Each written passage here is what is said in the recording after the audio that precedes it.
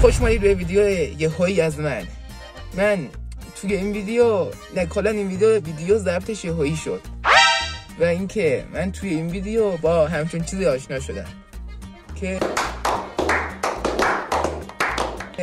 ولتاژ باتری ماشین نشون بهتون میده و اینکه اگه دینام از کار افتاده باشه بهتون نشون میده که دینام برق تولید نمیکنه و ولتاژ این پایین 12 میاد و اینکه توی این ویدیو میخوایم اینا نصب کنیم. ولی حالا فایدای این چیه؟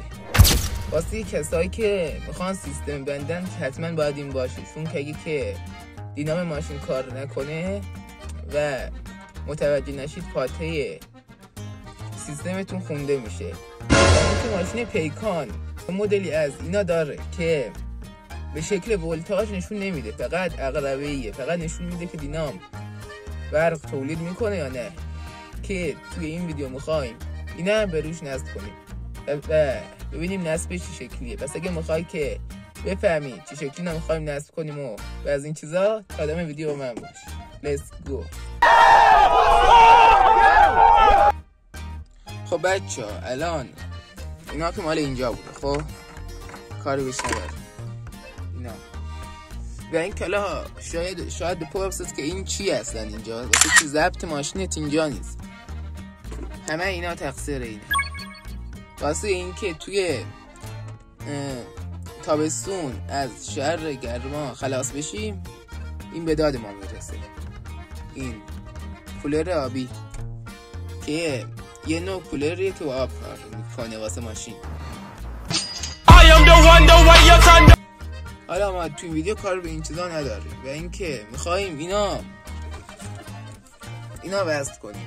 والا من نمیدونم که اینجا جاش میشه جای این کلیده یا نه. احتمالاً جاش نشه، ولی خب امتحان میکنیم. حالا باید بیام اینا وازش کنم که اینم اینجا 2 تا پیچه، دقیقاً اینجا و اینجا، بعد این جدا میشه کلا این مجموعه، بعد میتونه ببینیم که چی به چی. البته پیچه‌هاش از قبل وا کردم. حالا برو ببینیم چی میشه. خب حالا باید بیایم اینا وازش کنیم. این سنا را توالت تند کنیم. خب اینم از این چقدر خاک. میخوام دقیقا اینا بیام جای، اگه تو فیلم معلوم باشه، جای این بساطی بندازم. کلیدش استفاده نمیم.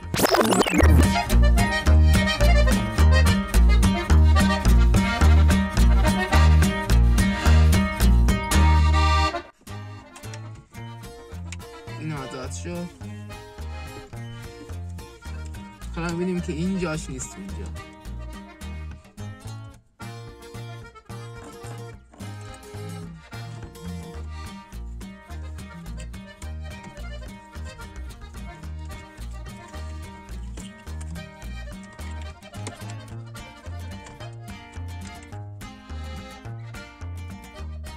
خب حالا این جاش نمیشه. ویدیو تموم شد.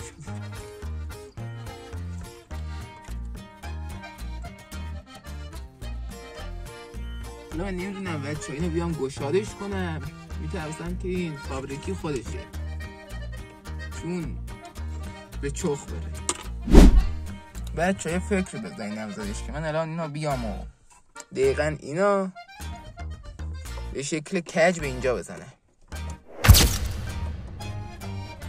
اینجا فکر میکنم خوب باشه یا هم اینجا؟ نه اینجا بهتر، چون که دیگه کار دیگه نمیتونه بکنم باش. فقط میتونیم به اینجا بزنیم. حالا اینجا هم چسب 1 2 3 میخوام که الان چسب 1 2 3 ندارم. بعد الان که نقازانه بستن بدمون بگیرم. خب بچه ها، چسب 1 2 3 هم گرفتم. بزرگاشو میخواستم در از که اسپرم داره، ولی اونها نداشت، فقط این 2 تا داشتش. و اینکه اینم اینجاست. حالا باید قاب اینو باید ببندیم، قاب این، و بریم واسه ادامه ماجرا. خب بچه حالا باید بیایم استیمای اینا به این ببندیم که بلند بشه و وقتی که اینجا وصلش میکنیم معلوم باشه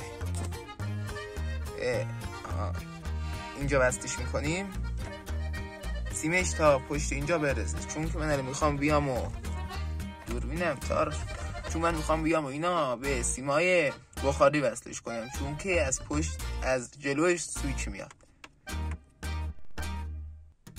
خب بچه حالا اومدم و سیما اینم به یک تیکه این سیمه وارنیشش رو زدم و حالا باید بیام و سیما را اینا اینجا بچسبونم و سیما را از اینجا رد کنم بیاد اینجا به اینجا.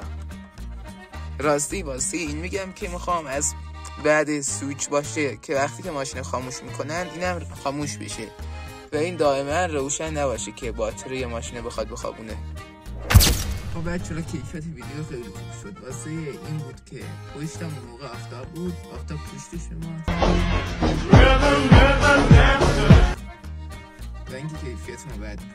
حالا کیفیت خوبه و این حالا باید بیام و اینجا یا باید یه سوراخ بزنم یا اینکه از بغل جای رد کنم سیمشو. اول از زمینه باز جداش میکنیم. خب بچه اگه که معلوم باشه اینو به اینجا چسبوندم که تو فیلم معلوم نیست، من به اینجا چسبوندم و اینکه سیمشم آوردم توی اینجا دقیقا پشت بیلبیلک. دقیقا اینو اینجا چسبوندم و سیمش از زیر اینجا اومد، سیمش اینه. و اینکه الان میخوام بیام و به بخاریش وصلش کنم، به فن بخاری. و اینکه منفیشو میزنم به بدنه، به جای بدنه چیزی، و اینکه مثبتش هم به یک کدوم ایناست که الان نمیدونم کدومه. با خود این تستش میکنیم. برو بریم. خب بچه اگه معلوم باشه الان سیمش اینه. نگاه توجه اینجا کنید، روشن خاموش و اینم و با سویچ هم خاموش روشن میشه. خب حالا باید بیام و به این سیمه ببندم و کالشو جمع کنم. برو بریم.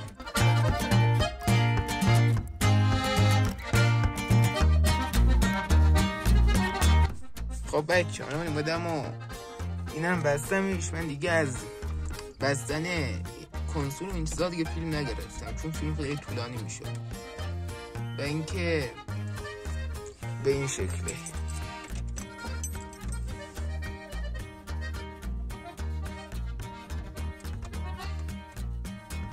الان توی دوربین الان خطا داره میده و گردن الان صافش صفش. الان کلا این ثابته توی دوربین، نمیدونم واسه این شکلی میفته.